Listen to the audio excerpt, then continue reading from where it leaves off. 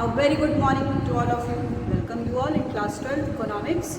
So as you know that we are continuously studying the Indian economic development. So till chapter 8 we have completed in the last class. In today's class we are going to start the new chapter, chapter 9, that is environment and the sustainable development.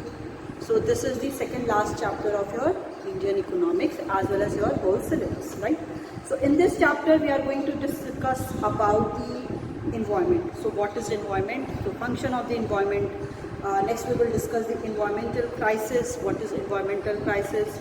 In which we will discuss global warming, ozone depletion, overuse and misuse of the environmental resources, opportunity cost of the negative environmental impact, supply-demand reversal of the environmental resources, state of India's environment, natural resources of the India, threat to India's environment, environmental degradation, in which pollution, degradation of the natural resources, biodiversity loss, management of the fresh water and the solid waste, causes or the factors of the environmental degradation, measures to control the environmental degradation, sustainable development, so features of the sustainable development and the steps and the strategies of the sustainable development.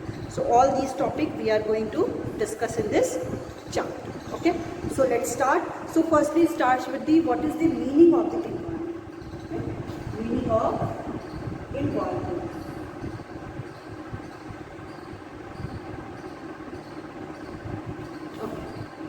So let's discuss. So environment is that defined as the total planetary inheritance, okay, total planetary inheritance and the totality of the all resources. Okay, जो भी all resources which is exist in the economy, in the earth. So it includes all the biotic and abiotic factors. इसमें हम लोग all biotic and abiotic factors को हम लोग क्या करते हैं, इंक्लूड करते हैं. Biotic and the abiotic factors which that influence each other, that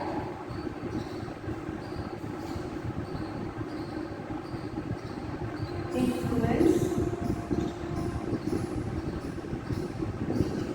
जो क्या करता है, एक दूसरे को इन्फ्लुएंस करता है. So study of environment refers to the study of inter relationship between the biotic and the abiotic components of the environment. Okay, so environment includes biotic or the living elements. So these are the living elements like the plant, forest, animals, etc. And the abiotic or the non-living like air, water, soil, sunlight, rocks, etc. So in other words, so environment refers to the all those conditions, resources or elements of these surroundings, जो भी surroundings में elements हैं, resources हैं, that influence the human life, जो क्या करते हैं, human life को affect करते हैं, वो सारे ही क्या होते हैं, environment. So this is the basic meaning of the environment. So the next topic is that is functions of the environment. Next topic is that is functions of the environment. What are the different functions which is performed by the environment? ठीक है, ऐसे कौन कौन से functions हैं जो क्या है environment क्या करता है, perform करता है. तो उसमें सबसे पहला है the environment perform 4 vital functions. 4 vital functions क्या है, perform करता है, जिसमें सबसे पहला क्या है, environment supplies.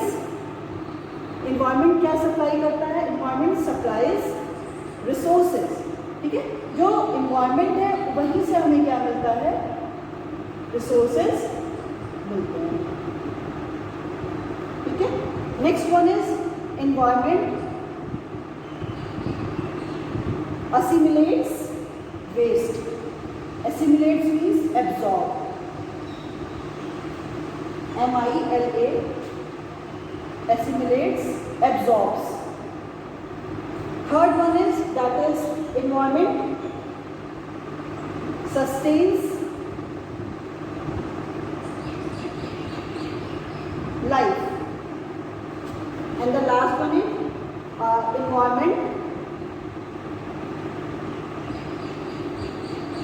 provides aesthetic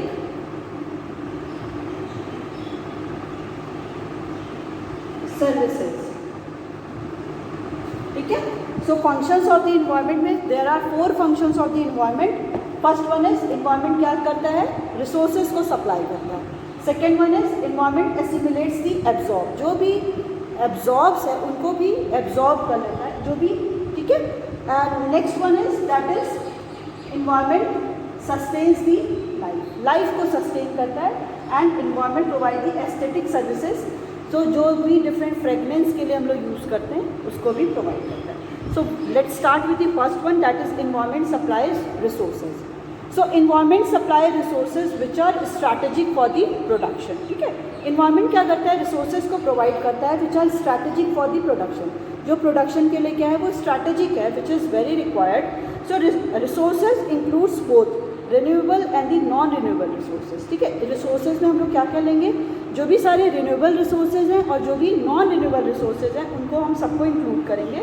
so renewable resources are those which can be use without the possibility of them getting depleted और दी एग्जॉस्टेड। ठीक है, जो भी रिन्यूएबल रिसोर्सेज हैं उनको हम कैसे यूज़ कर सकते हैं, विदाउट कोई भी उनके डिप्लीशन और कोई भी एग्जॉशन के बिना ही हम उनको क्या कर सकते हैं, यूज़ कर सकते हैं। Which do not get exhausted, जो कभी भी एग्जॉस्ट नहीं हो सकते हैं। And continuous supply of the resources remains the available, और इनकी जो भी सप्लाई है वो क्या होगी, कंटिन्यूअस होती है, जिसमें ट्रीज हो गए, फिश हो गए, प्लांट हो गए, एनिमल्स हो गए, ये सारी क्या है आपके रिन्यूएबल रिसोर्सेज हैं।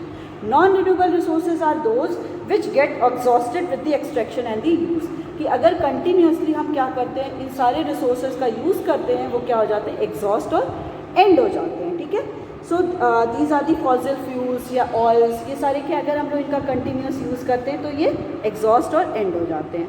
So these are the natural resources which environment provide and are used as the input for the producing goods and services. ये सारे क्या हैं, नेचुरल रिसोर्सेज होते हैं जो इन्वायरमेंट विच इन्वायरमेंट प्रोवाइड्स, जो इन्वायरमेंट प्रोवाइड करता है, and are used as the input for producing the goods and services, जो एज अ इनपुट क्या है कि हम लोग उनका इनपुट की तरह हम लोग उनका क्या करते हैं, यूज़ करते हैं basically for the producing the goods and services.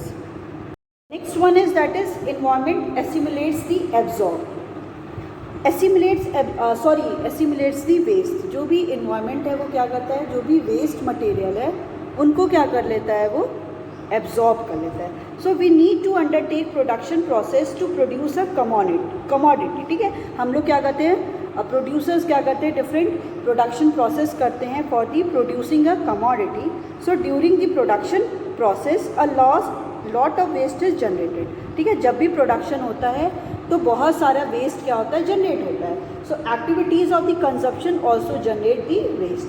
ठीक है, जो भी कंजप्शन हो रहा है उससे भी क्या होता है, क्योंकि हम लोग कुछ ना कुछ कमोडिटी कंज्यूम करते हैं तो बहुत सारे वेस्ट भी निकलते हैं। So generation of the waste occur in the form of garbage. जो भी जनरेशन हो रहा है वेस्ट का वो किस फॉर्म में हो रहा है, गार्बेज के फॉर्म में हो रहा है। So environment absorb this waste created by the activities of the production and the consumption.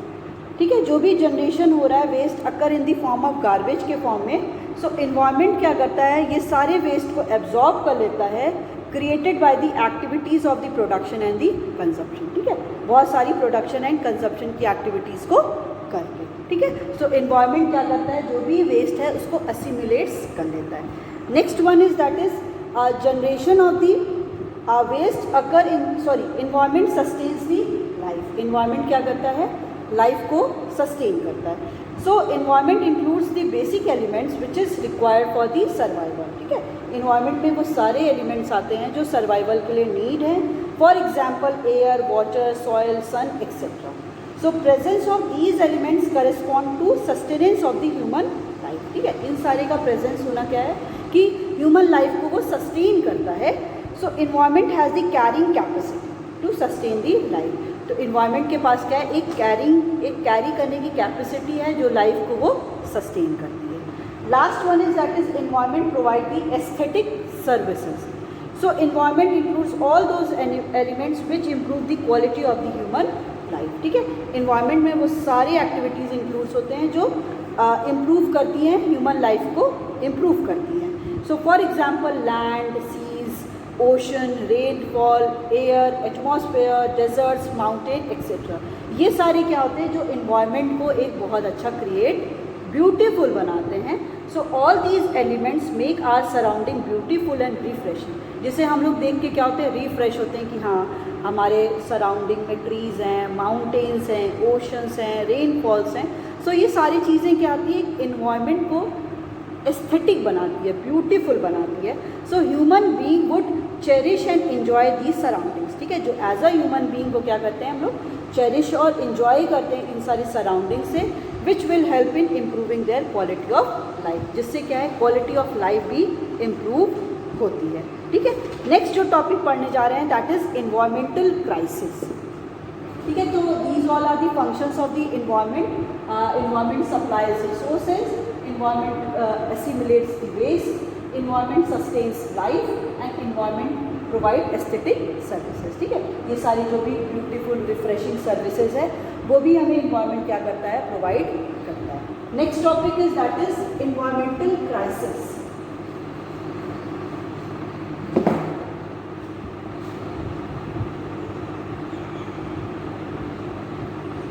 Environmental crisis. ठीक है, so the environment is able to perform its function without any interruption as long as demand on these function is within the carrying capacity. ठीक है, जो हमारा environment है वो environment हमारा क्या है, वो एबल है कि वो अपनी जितनी भी उसके फंक्शंस हैं वो कंटिन्यूसली करता रहे विदाउट एनी इंटरप्शन, कोई भी इंटरप्शन के बिना, as long as demand on these function is within the carrying capacity. Basically अभी जब हम लोग डील करते हैं दैट इज इन्वायरमेंट क्या है, वो एबल है सारे फंक्शंस को परफॉर्म करने के लिए विदाउट एनी इंटरप्शन, बिना किसी इंटरप्शन के, तब तक जब तक हम लोग जो इन्वायरमेंट की कैरिंग कैपेसिटी है उसको डिस्टर्ब नहीं करते हैं. तो जब तक इन्वायरमेंट की जो कैरिंग कैपेसिटी है, जितना वो कवर कर सकता है, जितना उसकी कैपेसिटी है, उसको जब तक हम लोग डिस्टर्ब नहीं करते हैं, इन्वायरमेंट क्या है, हमें प्रॉपरली पूरी जो भी रिसोर्सेज हैं, अवेलेबिलिटी उनकी प्रोवाइड करता है. सो कैरिंग कैपेसिटी को basically means to fulfil the following condition. ठीक है, कैरिंग कैपेसिटी का मतलब क्या होता है कि वो सारी कंडीशंस को फुलफिल करे, जिसमें पहली कंडीशन उसकी क्या हो, that is extraction of the resources should be less then the rate of regeneration of the resources. मतलब जो भी एक्सट्रैक्शन हम लोग कर रहे हैं, एक्सट्रैक्शन ऑफ द रिसोर्सेज, जो भी रिसोर्सेज हम लोग एक्सट्रैक्ट कर रहे हैं, it should B is less than the regeneration of the resources, is the less than the rate of regeneration of resources. ठीक है, दैट मीन्स कि अगर हम लोग क्या है, जो भी रिसोर्सेज को एक्सट्रैक्ट कर रहे हैं from the environment, it should be less than the, वो क्या होना चाहिए, जितना रिसोर्सेज रीजनरेट हो रहे हैं उनसे एक्सट्रैक्शन ऑफ रिसोर्सेज क्या होने चाहिए, वो कम ही होने चाहिए. तब क्या है, वो कैरिंग कैपेसिटी को फुलफिल किया जाएगा. ओके, तो उस कंडीशन पे क्या है कि कैरिंग कैपेसिटी इसको फॉलो करेगी. And second one is that is जो भी वेस्ट जनरेट हो रहा है, waste generated are within the assimilating capacity of the environment. मतलब जो भी हमारे इन्वायरमेंट में वेस्ट जनरेट हो रहा है वो क्या होना चाहिए कि जो भी अर्थ का, बेसिकली हम इन्वायरमेंट का जितना भी एक कैपेसिटी है, जितनी भी उसकी कैपेसिटी है कि वो इतने को एब्जॉर्ब कर सकती है, बस उतना ही क्या होना चाहिए, वेस्ट जनरेट होना चाहिए. ऐसा नहीं कि एक किसी के भी एक सर्टेन लिमिटेशंस होता है, लिमिटेशन के बाद अगर क्या है फिर प्रोडक्शन हो रहा है या वेस्ट जनरेट हो रहा है, तो वो क्या होगा, उस अर्थ की और उस इन्वायरमेंट की इतनी कैपेसिटी नहीं है. ठीक है, so second one is that is waste generate are waste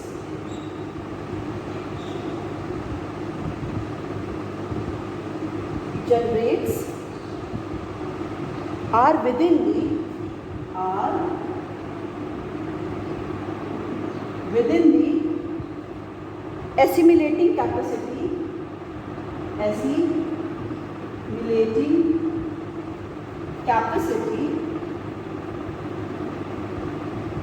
of environment. Okay, that means material are generated, जितने भी वेस्ट मटेरियल क्या हो रहे हैं, जनरेट हो रहे हैं, they all are the within the assimilating capacity of the environment. Environment की जितनी एसिमिलेटिंग, उसको एब्जॉर्ब करने की कैपेसिटी है, उसके अंदर ही वेस्ट जनरेट होना चाहिए. अगर ये दोनों कंडीशन फॉलो करता है, that means it is included in the carrying capacity. ठीक है, कैरिंग कैपेसिटी के अंदर आता है. That means extraction of resources, जो भी रिसोर्सेज को एक्सट्रैक्ट कर रहे हैं, it should be less than the जितनी रेट पे रीजनरेशन हो रहा है रिसोर्सेज का. And second one is waste generates are within the assimilating capacity of the environment. जो कैरिंग कैपेसिटी है उसके विद इन ही वेस्ट को जनरेट होना चाहिए. अगर उसके बियॉन्ड होगा तो इन्वायरमेंट की इतनी कैपेसिटी नहीं है. ठीक है, so if these conditions are not fulfilled, अगर बोला जा रहा है कि अगर ये दोनों कंडीशन क्या है, फुलफिल नहीं होती है, then environment fails to sustain life and result in an economic crisis. कि अगर ये दोनों कंडीशन फुलफिल नहीं होती है, इन्वायरमेंट क्या हो जाएगा, फेल हो जाएगा लाइफ को सस्टेन करने के लिए, एंड रिजल्ट उसका क्या हो जाएगा, इकोनॉमिक क्राइसिस हो जाएगी. ठीक है, so the rising population of the developing country and the affluent consumption and the production standard of the developed world has placed a huge stress on the environment. ठीक है, जो भी डेवलपिंग कंट्री है like India, वहाँ की population क्या हो रही है, वो कंटिन्यूसली इंक्रीज़ कर रही है. ठीक है, और जो भी कंजप्शन है और जो प्रोडक्शन है किसका, जो भी डेवलप्ड कंट्रीज़ हैं उनका कंजप्शन, और जो भी पॉपुलेशन डेवलप कर रही है, इंक्रीज़ कर रही है किसी भी डेवलपिंग कंट्री की, वो क्या कर रहा है, पूरा इन्वायरमेंट पे ह्यूज स्ट्रेस कर रहा है. क्योंकि अगर पॉपुलेशन इंक्रीज़ करेगी तो प्रोडक्शन भी ज़्यादा करना पड़ेगा. प्रोडक्शन ज़्यादा करने का मतलब है कि मोर एंड मोर जो रिसोर्सेज हैं उनका वेस्टफुल रिसोर्स का क्या हो जाएगा, ज़्यादा वेस्टफुली रिसोर्स यूज़ होंगे. ठीक है, एक्स्ट्रा हम लोग अगर रिसोर्सेज को एक्सट्रैक्ट करने लगेंगे. ठीक है, so many resources have become extinct and the waste generated are beyond the absorptive capacity of the environment. अब उससे क्या होगा कि ऐसे बहुत सारे रिसोर्सेज हो जाएंगे या वेस्ट हो जाएंगे जो किसी भी इन्वायरमेंट के एब्जॉर्प्टिव कैपेसिटी है, जो उसकी कैपेसिटी है, उससे ज़्यादा ही क्या होने लगेगा, रिसोर्सेज, और रिसोर्सेज यूज़ होंगे और वेस्ट जनरेट होंगे.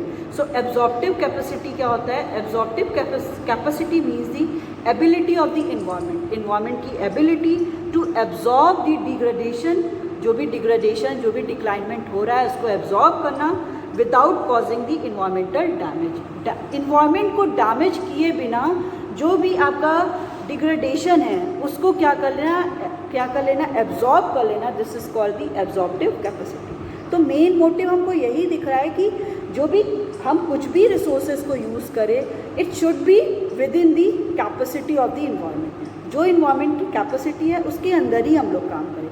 बियॉन्ड अगर हम लोग काम करेंगे तो ये क्या होगा, इन्वायरमेंटल क्राइसिस ही होगा. ठीक है, तो ये बात सॉरी ये बात हो गई आपकी, that is the yes environmental crisis की. अब नेक्स्ट आता है that is what are the issues and the reason for the environmental crisis. ठीक है, इन्वायरमेंटल क्राइसिस के इश्यूज क्या हैं. ठीक है, तो डिफरेंट इश्यूज हम लोग इसमें पढ़ेंगे. इश्यूज जिसमें सबसे पहला है दैट इज़ ग्लोबल वार्मिंग, या आप लोग all are familiar from this word global warming. Second है that is ozone depletion, ozone depletion. ठीक, next one is overuse and misuse of the environmental resources, overuse and misuse of environmental resources. ठीक है, global warming, ozone depletion, overuse and misuse of the environmental resources, opportunity cost of the negative environmental impact. Next one is fourth, opportunity cost of negative environmental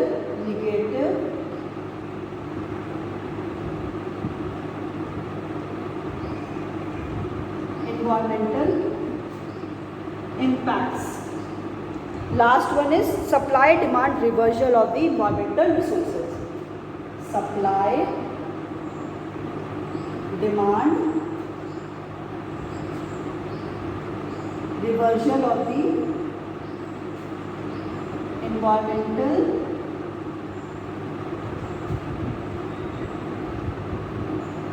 resources. So these all are the 5 issues of the environmental crisis. ठीक है, environmental crisis के ये 5 issues हैं.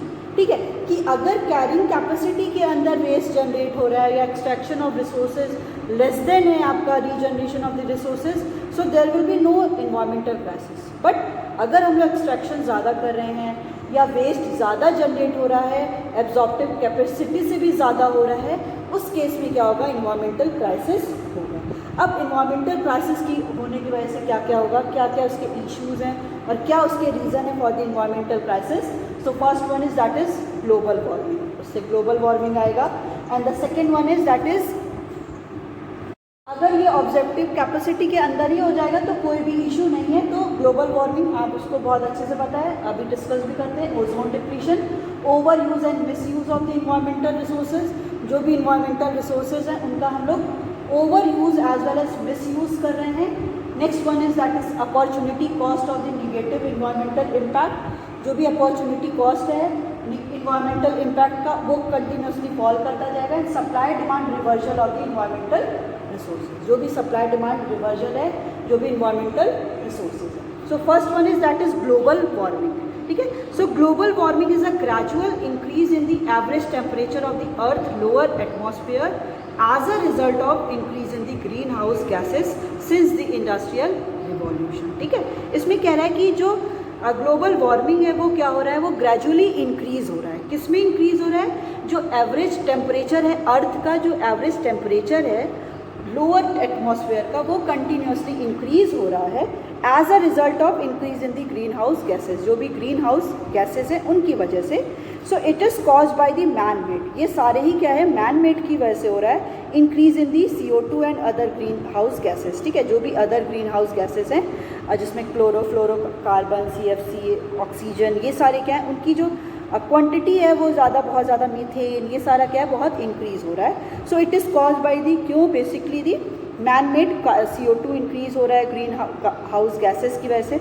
सो during the past century the atmosphere temperature has risen by the 1.1 Fahrenheit and the 0.6 degrees Celsius and the sea level has risen several inches.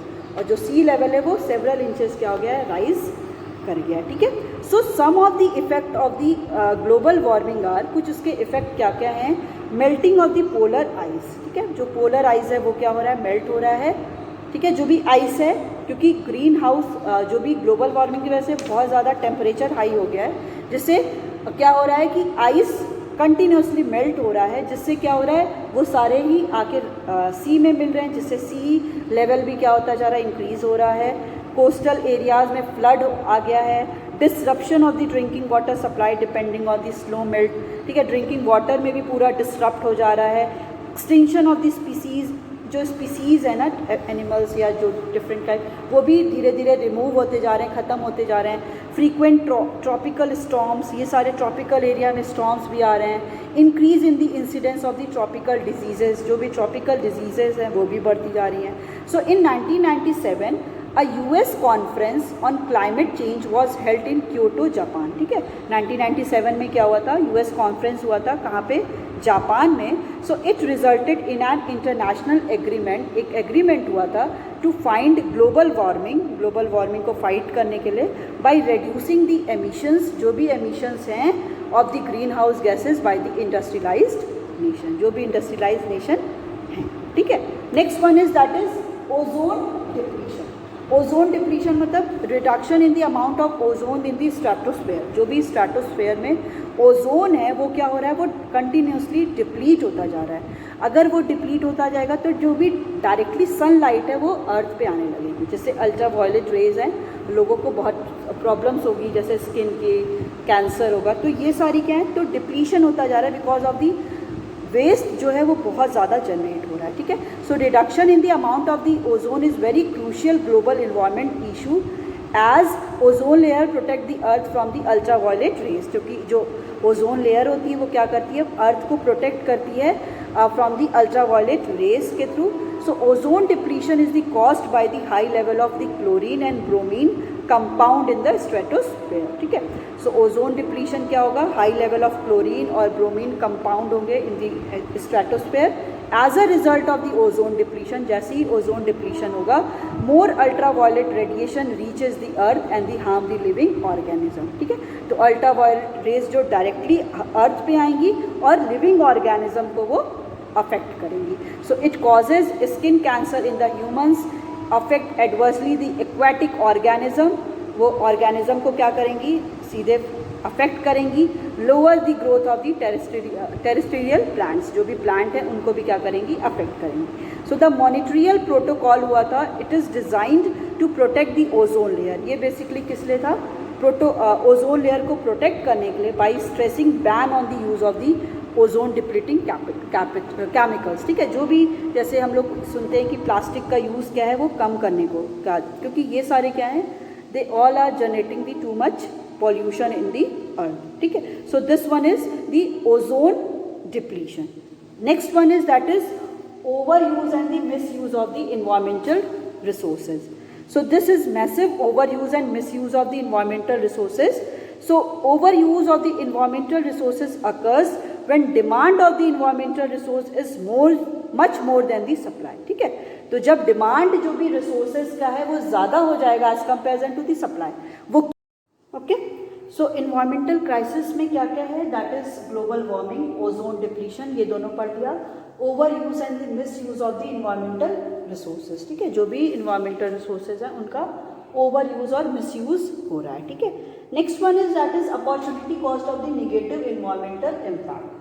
सो इसमें हम लोग देखते हैं the past development has polluted and the dried up river and other aquifers making water and economic good.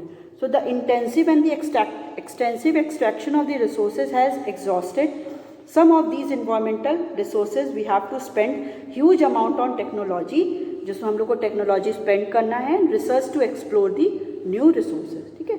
Explore करना है new resources को. So we do not have incur a lot on health cost of the degraded environmental quality, ठीक है. So we do have an incur lot on health cost, हमें health cost को बहुत ज़्यादा incur करना पड़ रहा है. So decline in air and water quality decline हो रही है, has resulted increase in incidence of the respiratory and the water borne diseases, जिसकी वजह से हमें रेस्पिरेटरी और the water borne diseases problem हो रही है. So global environmental issue such as global warming हो गया, ओजोन का डिप्लीशन हो गया, they also contribute increase financial commitment for the government. ये क्या है, एक financial commitment for the government के लिए भी ये सारी प्रॉब्लम्स हो गई हैं. So this is all about your today's class. We will continue in the next class also. Thank you.